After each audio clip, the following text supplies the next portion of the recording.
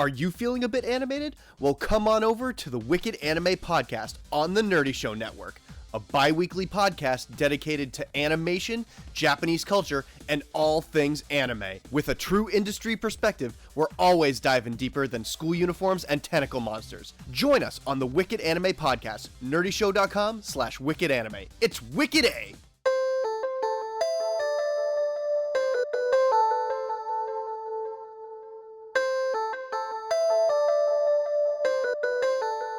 The Call of Cthulhu Mystery Program is presented by the Nerdy Show Network, geeky programming for all nerds across the multiverse. It contains content that might not be suitable for all ages. Listener discretion is advised.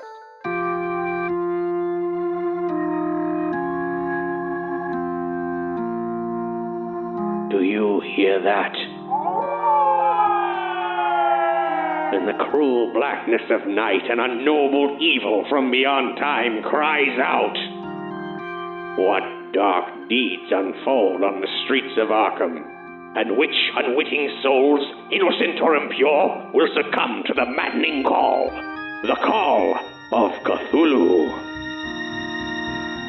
Nerdy Show and Dr. Moore's Marvel Whirling Spray bring you Part 7 of the Call of Cthulhu Mystery Program. Tonight's strange story, Dust to Dust. Say, pal, we're on shore leave. Why so stiff? My guts are all tangled up. 'Cause of her? Not my type. It's my keister, meester. Keister? But it's not even our first date. Hey now, I'm not feeling the least bit fresh, so don't you start. Mind if I cut in, gentlemen? I should say so. This is a private conversation between two fellas. But she appeared out of nowhere. Typical dame. Who are you anyway? I'm Nurse Marvel, and I couldn't help but notice that your friend is in need of release. Fortunately, I've got just the thing. Dr. Moore's Marvel Whirling Spray, the health secret that keeps sporting men vital through internal cleanliness. Well, I'll be. This is a fancy instrument. Just so. You simply fill a bulb with liquid, insert the tip in the aft, and let Dr. Moore's Marvel Whirling Spray go to work. A patented disc of rustless Minar metal whirls the liquid into a water spout that cleans you out. And it'll make my shit a ship shape? It'll put you at ease, sailor. And you can rest assured of that. Dr. Moore's Marvel Whirling Spray has been twice awarded gold medals of excellence from the Société d'Hygiène de France and by the Paris International Exposition. That's daub. Say, why don't you give this a whirl, old sport? Aye, aye. Seamen love a clean port of call, and you will too. Find Dr. Moore's Marvel Whirling Spray at your local drug and department stores. For over 30 years, the choice of doctors, nurses, and millions of discerning gentlemen and ladies. Demons from the sky, grotesque nightmares, and arcane sciences that can make flesh dust and flesh again. These are but the most recent horrors faced by our ill-fated investigators. However, this intrepid team is hot on the trail of the possible source of their woes, a remote cabin in the Bolton woods. Estelle, Kenneth, and Cherry creep around for a rear entry, while Mountain Man Moses keeps watch on Oswald, the Hobo King, as he's invited in the front door by a familiar voice.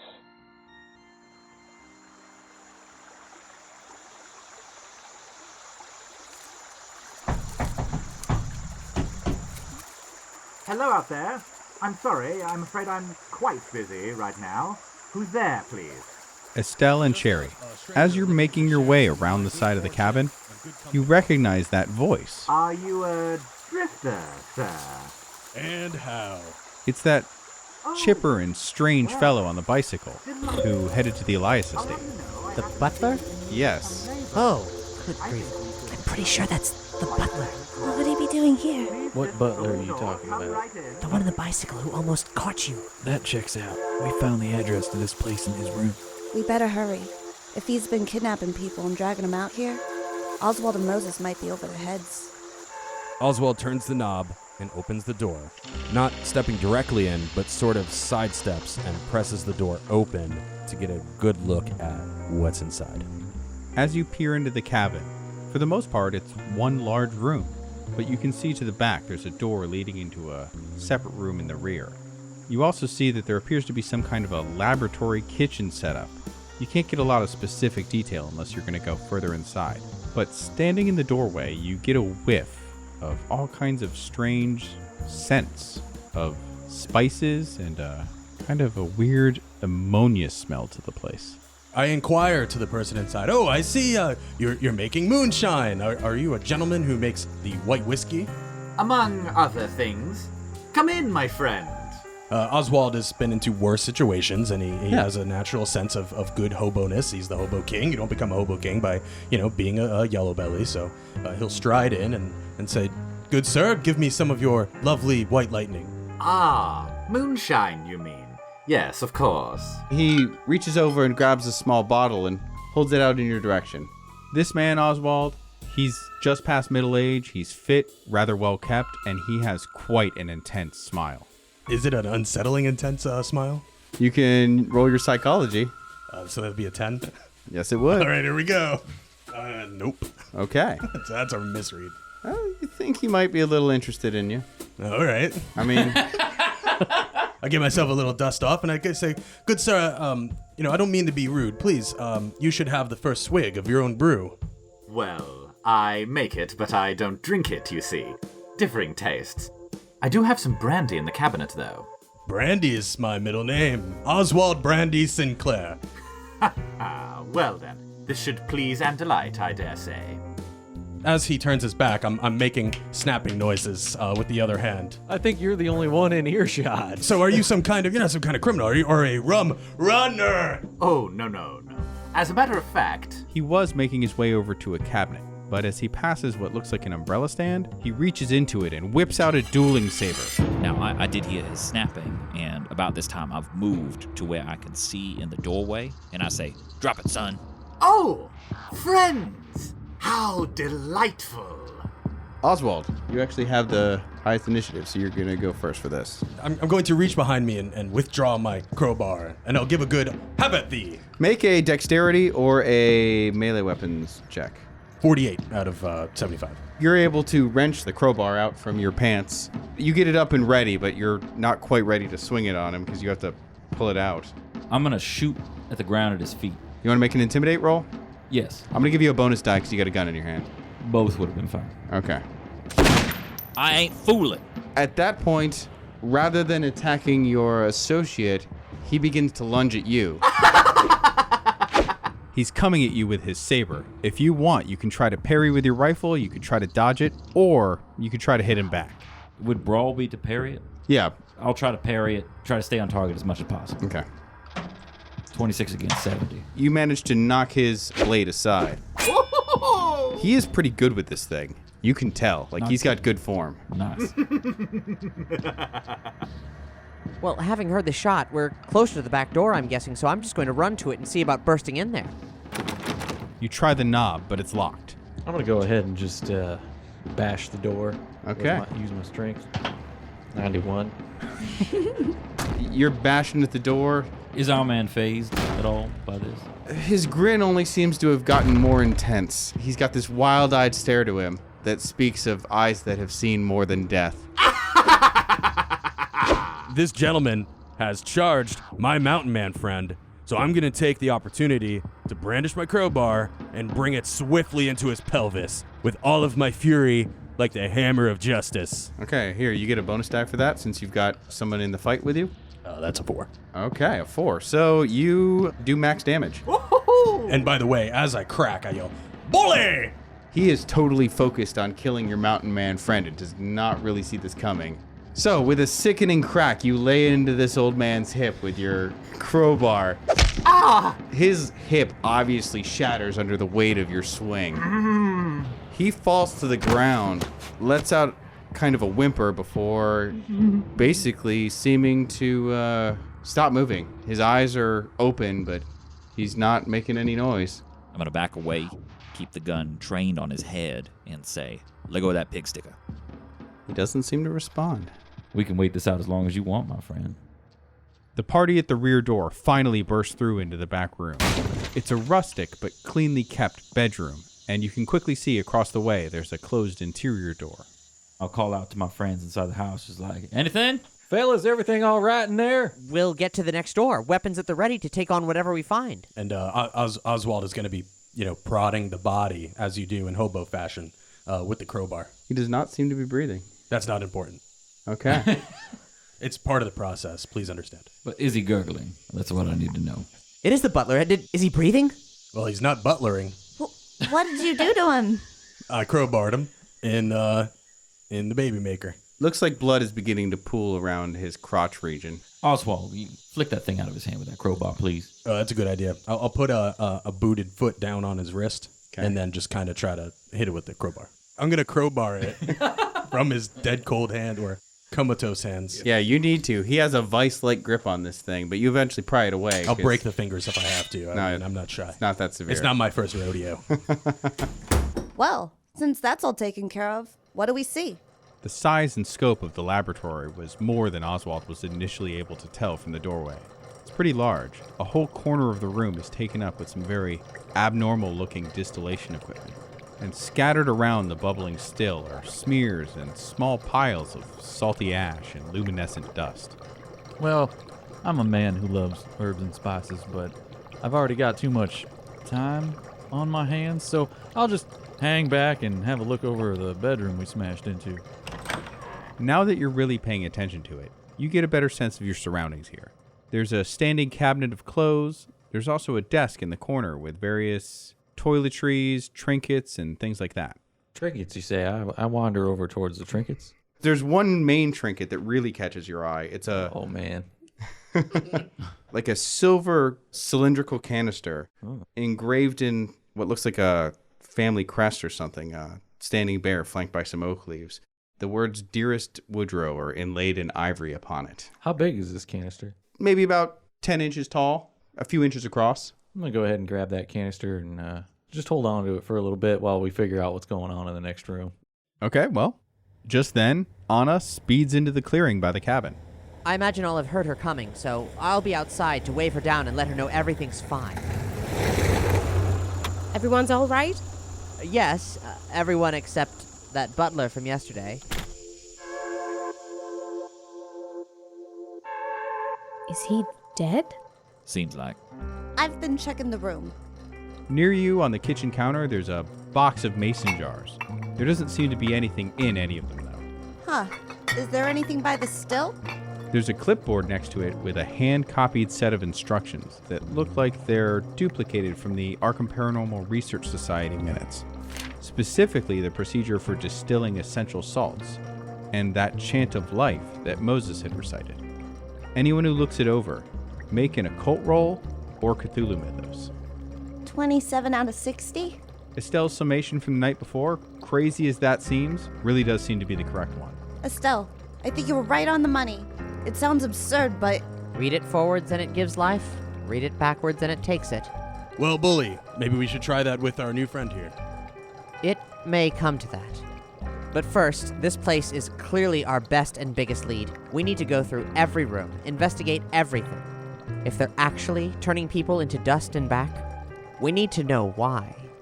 I think around this time, can I roll a inspect cylinder? You want to look the cylinder over? Yeah. Looks like it's got a screw cap. I think I'm going to go ahead and inspect inside, yeah. Okay, so you remove the cap from the cylinder. Inside is a faintly luminescent dust. I guess I'd probably call out and be like, hey, anybody know anything about this here, what luminescent dust it might be? Because I reckon Kenneth ain't going to know. What's that you have there? Bunch of glowing dust, just like by the still. I'm going to take a pinch and taste it. So straight into the mouth. He's in his oral phase of his psychological development. I'll be perfectly honest. That's how you know whether something's a fossil or not. Well, so let's. The dust tastes. Make a power roll. All right. I'm powerful. Okay, so the dust tastes faintly middle age, misery, and ultimate failure. So do I notice the difference between my current state and what the dust has? It feels very unsettling. This is not good dust. It's got this cloying and unfortunate aftertaste that just lingers, and it feels perilous. Don't taste this. So, meanwhile, Cherry, you're looking at the dust, and then looking down at this area by the still that you had been reading the notes from. Over by the still, I'm seeing a bunch of this dust over there, too. Is anybody else noticing they're not all the same color? Anyone who looks sees pretty much the same thing. Can I use my hobo superpowers to forensically see like what kind of, what the stills process is? I mean, I've probably built a still, I'm sure, right, among my hobo travels. Do you have? You've made many of bark wine. Tell me what you want to roll. What relevant thing? If you have, it would be my intelligence, right? That's my ability to retain things that I've learned in my life. In this case, I'm going to make it halved. That's fine. Yeah, because I'm not scared of your rolls. Go for it. 77, so definitely not. Yeah, you're looking it over. Definitely doesn't look like any kind of moonshine still you've ever seen. In a way that it just doesn't really make any sense to you, but So I definitely know it's of some kind of occult. Maybe. I'm gonna roll my 25 occult. 24. Fucking badass. Okay, so that's the highest number. So yeah, you make it. Awesome. Well, as you follow the curves of this still, and it still has beautiful curves. This still is quite confusing. You keep following it, and then it doesn't make sense in a way that eats at you. It's not quite ending where it should. Make a sanity roll. I knew I was going to be punished for that. So what you're saying is he's looking at this still, and it doesn't seem to be keeping still. Would you say it has kind of a non-Euclidean architecture to it? Faintly. That's 17, beats my 69. Okay, so you don't lose any sanity. You gain 2 points of occult and a point of Cthulhu mythos. You're kind of stuck reviewing this for a while. Like the hobo, his eyes glaze over, and he's just staring at this thing intensely. Oswald, oh boy, are you all right? There is definitely some dark arts at play. I know I'm the last person to figure this out, but there is some definitely unusual things going on in this room, specifically with this still. I mean, I'm trying to figure out how it works, and it's almost unending. Interesting. There was different colored dust. What kind of colors are we talking about as far as correlations, different piles, different places? Primary. It's all scattered around. Like, it doesn't look like it's neatly piled up. It looks like it's just kind of left over from whatever was being done here.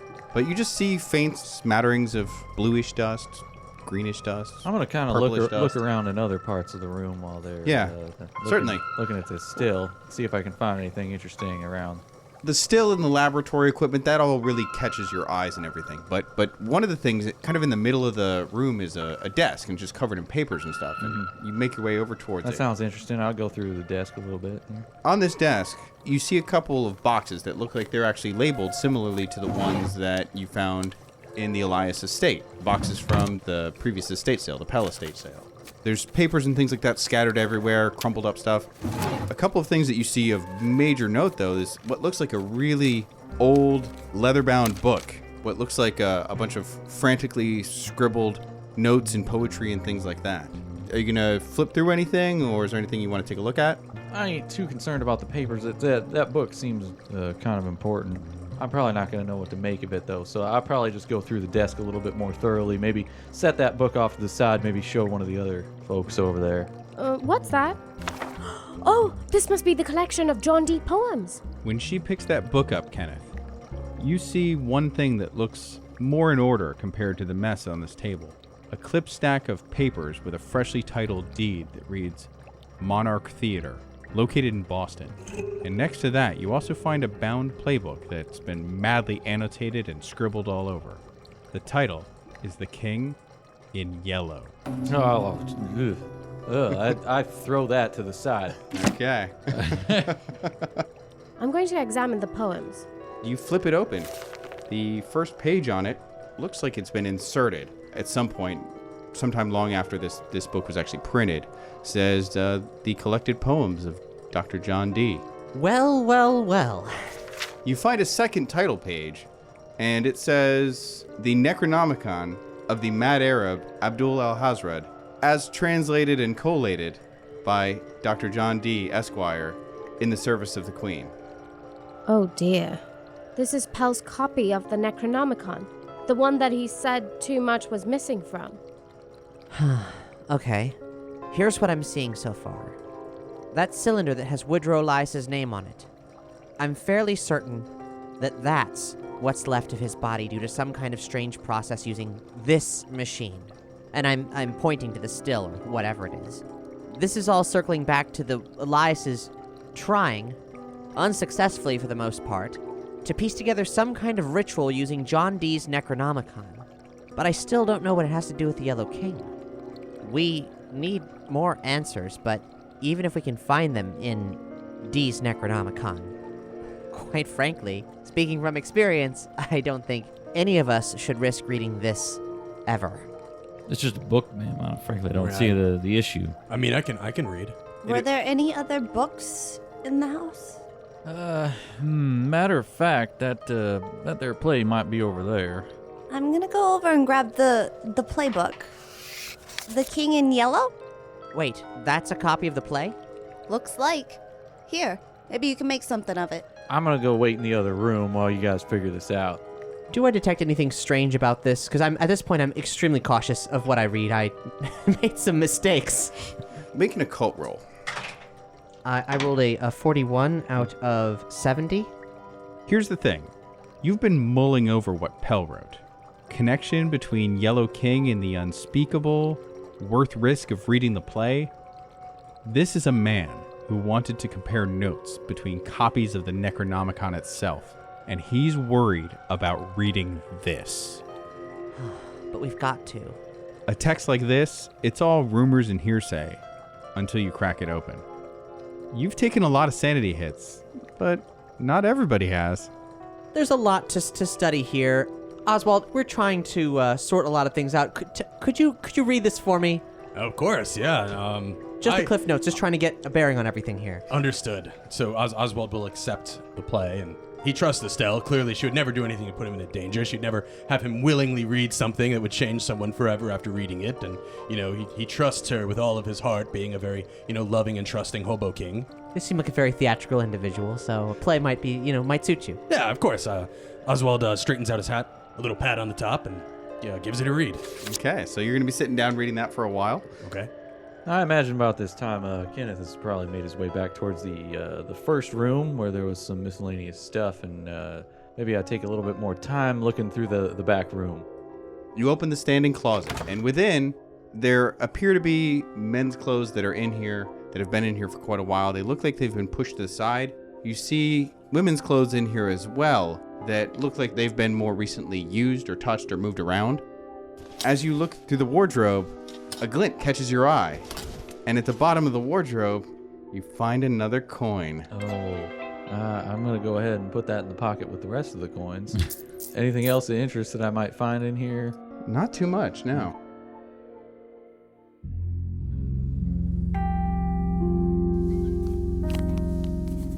Anna and I are sorting through the remaining stacks of whatnot on the desk. You find the deed that Kenneth saw. This might be significant. A theater. A theater for a play. And there are also some poems. They don't seem dangerous, but they might be telling. Let's see here. But if along the shore the cloud waves broke, and you could witness the sea, the twin suns glow like fiery brazier, but then start to retreat, the glow ever hazier, as the grim king takes his seat. He gestures with his left, he gestures with his right, no longer do brave men fight. Dark days to strange nights give way, the sun and moon to the dark king give sway. From strange skies to strange voices sing, much to the strange joy of the tattered king. Black stars rise as good men drown, into dim Carcosa do all come down. Shadows lengthen as you view the world growing frantic from beneath the murky blue. Lost Carcosa rise from the Atlantic. Now, lost is the soul who had the will to fight, as the long dark shadows grow ever so bright.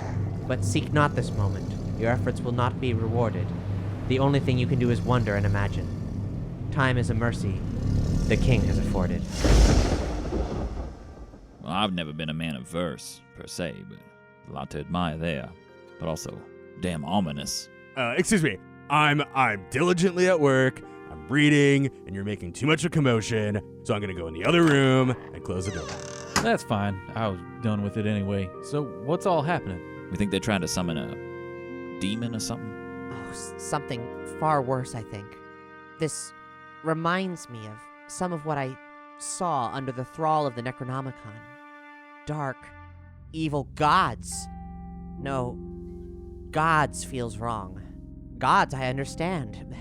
These things, they're more horrendous and repugnant than anything to crawl out of any sort of mythological underworld. I can't even grasp the form. They're beings of immense, terrible power. Well, I'll take your word for it then. I've seen enough hell on this earth already. I don't care to see more. Well, I suppose the next thing for me to do would be to look over the other poem we have on hand, the one said to animate and deanimate, and experiment on the Woodrow cylinder and the butler. Risk, perhaps, seeing if one of these dead things comes alive again.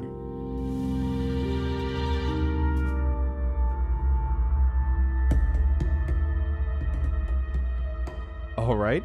Estelle, which direction are you reading the words? Forward, to return to life. And if everyone could watch over me in case something tremendously bad happens, that would be wonderful. I'm just waving my gun. All right, ready for anything.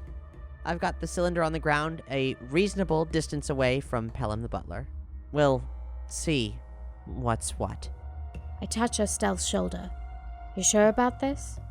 We've come this far. I don't know what there is left to do.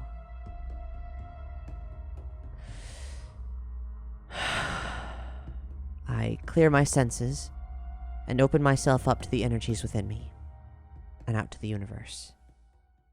Bind ye stars of demon Azathoth, shine. Death to life, revisit chosen few.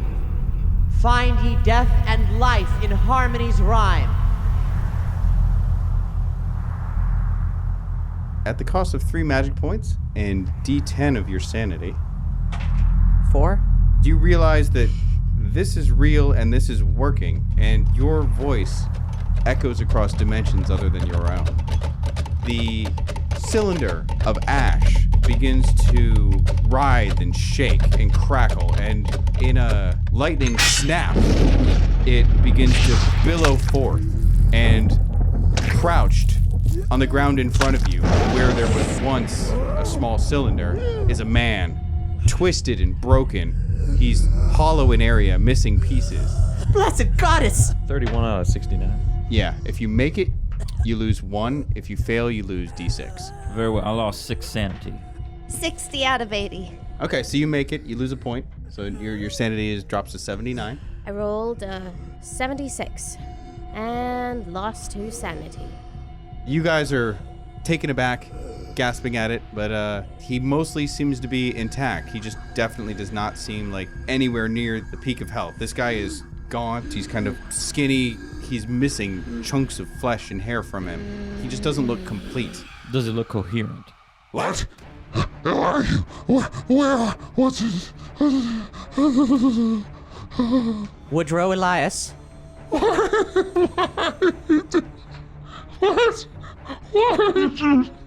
No. Is that your name? Are you Woodrow Elias? How do you know me? No. Yes, I am. I want to be Woodrow anymore.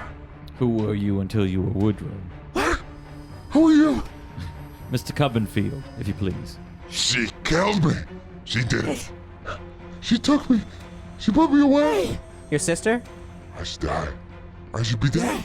He runs his hand, his twisted, gnarled hand across his misshapen forehead and says, Why me? Curse you. I curse her. Yes, well. The power was taken. What power? He begins to lean in towards you. Okay. Whispering things into your ear. The things that he whispers, it gives way to just a shriek, shrill screaming. I push him.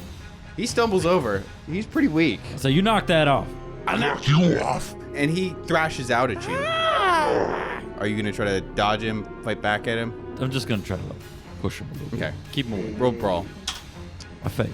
I want to intervene and blackjack this man, like a gambler would. This twisted vision of what is presumably Woodrow Elias claws across Moses' face. Does a point of damage to him. Shit, fire. And then you're going to blackjack him? Go for it. 83 out of 70. This guy's twisted and unpredictable. He's not really strong, but he is wily. Wild card. And you're not able to bring the sap home on him, and you just kind of glance it across his back. You brought me back. You all brought me back. Brought you back from what? Don't you know? What was the ritual? The power. It's inside us, but it's only loaned. This is not our world. This is not our world at all. Whose world is it, Woodrow? We live on it like scum. It hurts. Why did she do it? She should have left me dead. Who? Missing pieces. Missing Pieces. Mildred? Was it Mildred? Eat the flesh, yes. Mildred eats the flesh? Death time. Death time. I'm furious. Pull a note out of my pocket. You get your death time, boy. Rhyme harmonious in life and death ye find. Few chosen, revisit life to death. Shine as a thought demon of stars we bind. As you begin to say that, he cowers, obviously terrified out of his mind. He lets out one last final shriek.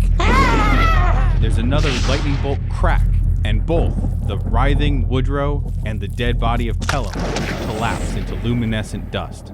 And Moses, you lose 1d10 sanity. How many points of magic did I lose? 3. How many points of sanity did you lose? 1. Yeah, Mountain Man took it like a champ. Lucky duck. Why did I have too much sanity? I should be a crazy old coot. At this point, Oswald Sinclair has come out with the play and says, I've barely made it past the first act. This play is rubbish. Slowest reader ever. Speaking of sanity loss, Oswald, you've been reading The King in Yellow. Take a hit of D10 sanity, and let's see how well you've been handling it. That's about an 8. Ouch. It was not a great read. It was so boring it drove me crazy. When you walked out of the room, you were still looking down at the manuscript, reading through it. But when you look up, your eyes go wide. Your friends are nowhere to be found. It's a bunch of police, and they've all got their guns trained on you. Coppers! What coppers? You can't lock me up. I'm free, you bastards, and you're not going to take me alive. There's no one here, Oswald, just us. I think I should take that book from you. Oh, you're not getting nothing. And I run frantically back to the bedroom, slam the door, and barricade myself in. Okay, you gain a point of Cthulhu Mythos, by the way. Damn right I did. Moses, do you think you could go around the back? Make sure he's all right. Ain't nothing in this world all right no more. And I head out the front door, and I'll go around back.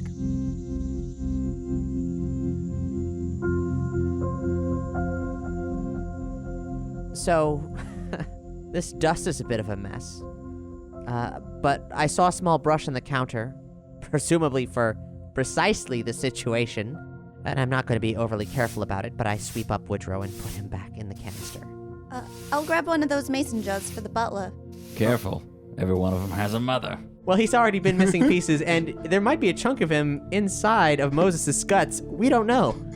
Just on the tip of my tongue. I'm sure we'll figure it out. Moses, the back door is unbarricaded. You can walk right in. You find Oswald holed up in a little fort he's made out of the bed, reading again, but seemingly not worse for wear. Oswald, get out of there. Quit farting around. Oh, I'm glad you're here. The revenue officers have found me. They're outside out front. You take point, and I'll be behind you at the crowbar, and we'll take those coppers out, and then we can escape. Oswald, you ain't never earned no revenue in your life.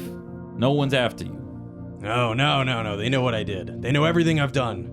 Well, convenient for them, because they ain't here. So. They're cracking down on the stock market, you see. Wall Street is evil, and they know what I've done, and they're here for me. Well, you best give yourself up, really. You're right. You open the bedroom door, and you just see your friends gathered around. It looks like the cops have gone.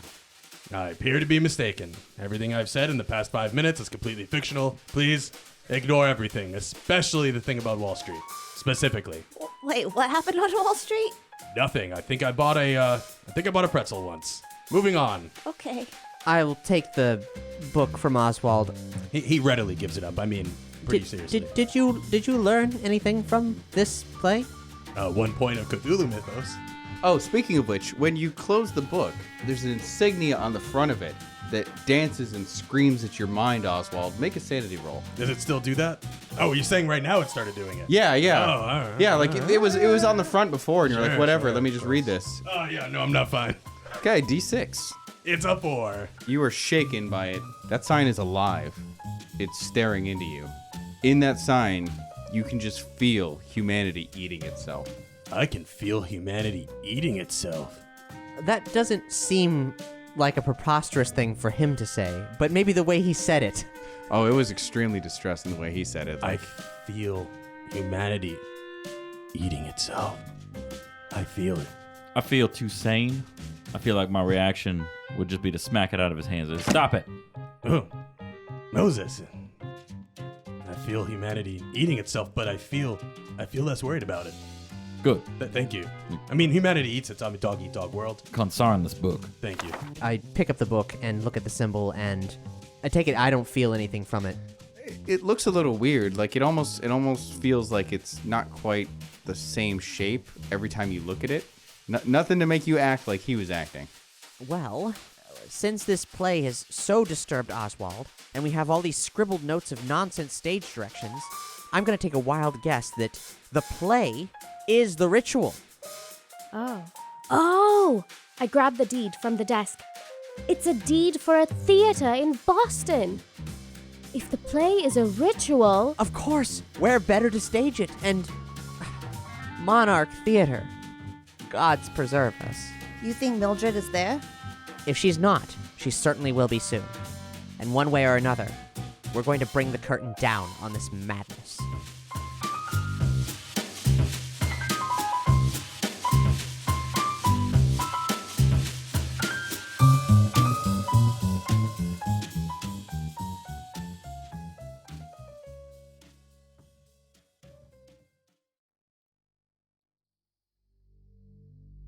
That last piece of music you heard there is a new bit of score from Ryan McQuinn of Neon Dolphin. That's one of 3 new pieces we commissioned from Ryan and his brother Mike in the midst of our production. New music and expansive sound that we have our supporters to thank for.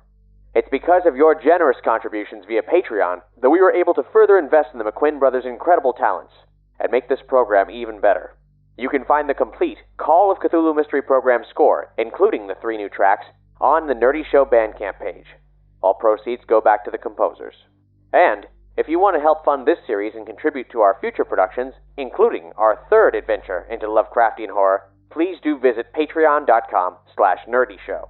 There, you'll find bonus content from this show with more to arrive in the coming weeks, and a teeming throng of perks from across the Nerdy Show Network's diverse and, dare I say, magnificent programming. One perk we should most definitely mention is that if you back us at our higher tiers, you become a credited producer of this show and the network. You'll hear our announcer share the names of these generous folks following our song break. We're delighted to say that a new name has joined their ranks, Aaron Ramsey. Truly a bold soul who doesn't shy away from the dark things that chitter in the crevices of life, and knows the power of investing in their further study. Thank you, Aaron. Now, there are indeed other ways to aid us in our audio drama excellence, such as a one-time donation via nerdyshow.com/support, which longtime contributor Berto Elcon recently took advantage of with a very generous contribution. And I'd be remiss if I didn't mention that you can rate and review us on Apple Podcasts or Podchaser. Your ratings have not gone unnoticed, and we greatly appreciate them. Please do keep them coming.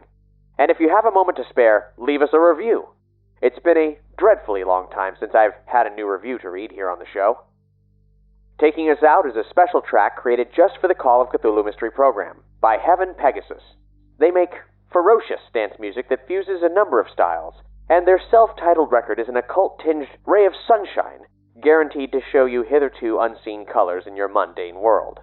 For instance, the track Fur, a downright charming tune about summoning an Earl of Hell. Here it is, a special version of the song arranged just for us in an appropriately jazzy style. And if this tickles your fancy, then follow our links to purchase the full-length version of the song in its original form. This is Fur by Heaven Pegasus. I do invocate and conjure thee with power armed from majesty. Appear to me in a comely shape. We've got so much to do today. We've got so much to do today. Welcome, spirit.